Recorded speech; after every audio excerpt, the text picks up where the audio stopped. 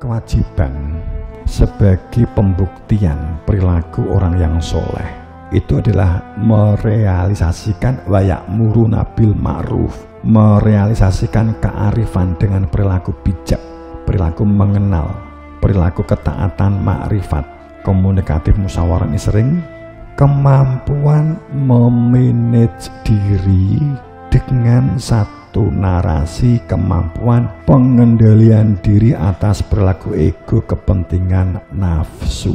Kalau orang sudah tidak memiliki kemampuan pengendalian diri, hanya emosi yang dikedepankan, itu kita juga akan runyam hidup kita.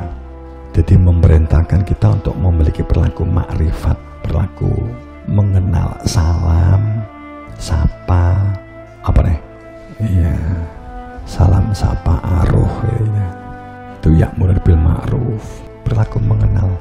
Walaupun kita nggak kenal tamu, tapi kita karakter yang kita bangun adalah mengenal, bukan sok akrab tapi mengenal. Kemudian wan yauna adil mungkar, perilaku hati-hati dan waspada, mencegah perilaku yang merugikan, yang menyesatkan, dan yang memecah belah. Perilaku kemungkaran itu perilaku tanpa hati nurani, perilaku yang hanya digerakkan oleh psikologi emosi tanpa nalar dan rasional, perilaku yang perencanaannya buruk.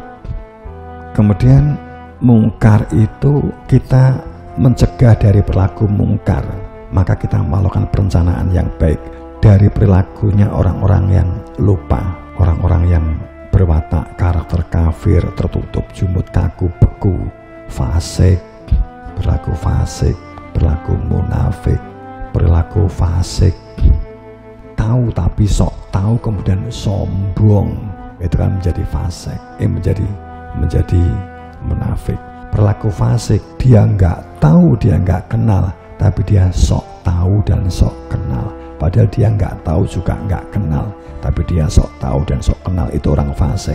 Tapi kalau orang yang munafik bisa jadi dia tahu, tapi ketahuannya dia, pengetahuan yang dia miliki itu digunakan untuk mengolok orang lain, membodoh-bodohkan orang lain, menjatuhkan orang lain, merendahkan orang lain.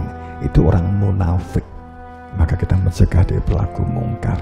Wa yusari'una fil khairat, menjadi orang yang bersegera untuk berbuat kebaikan, terbuka, lapang dada, nalar dan rasional, sikapnya tulus, ikhlas, tadi sudah kita ya, konsisten, bersungguh-sungguh.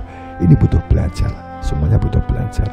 Mengembangkan potensi hati nuraninya, mengembangkan potensi akal pikirannya, mengembangkan potensinya untuk melakukan perbuatan, menjaga kehidupan sosial dan kehidupan lingkungannya yang baik, dibangun kehidupanmu. Kamu ingin belajar, maka supaya kamu itu nyaman belajar, maka lingkunganmu itu juga dibangun lingkungan yang belajar. Kalau ada orang lain yang belajar, jangan dibully dengan narasi atau olokan. Hari gini sinau untuk apa? Belajarlah bukan karena angka-angka, belajarlah karena memang kebutuhan, belajarlah karena kamu sadar sebagai fakir, belajarlah apalagi dalam proses studi dan kamu ikut dan kamu sebagai siswa, peluang untuk belajar bukan karena supaya nanti kalau semester bisa menjawab pertanyaan dari guru, tapi belajar memang kebutuhan kamu. Belajar motivasi di dalam diri kamu, belajar memang karena kebutuhan menjalankan perintah Allah. Allah telah memberikan potensi akal kita, potensi mata kita untuk membaca, telinga kita untuk mendengar supaya bisa menyimak. Maka kita belajar memang karena sadar kita sebagai hamba, potensinya dikembangkan dengan cara membaca dan mendengar dan belajar.